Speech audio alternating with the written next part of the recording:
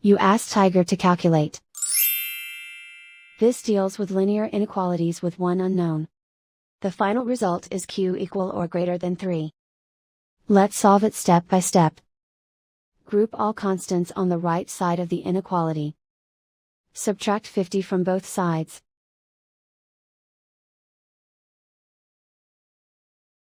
Simplify the arithmetic.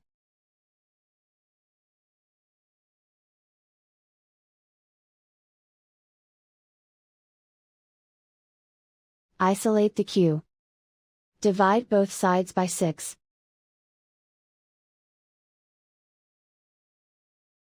Simplify the fraction.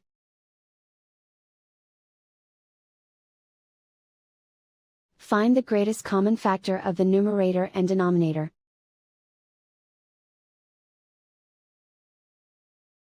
Factor out and cancel the greatest common factor.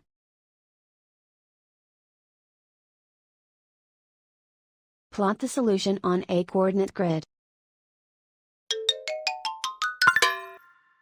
And so the final result is q equal or greater than 3.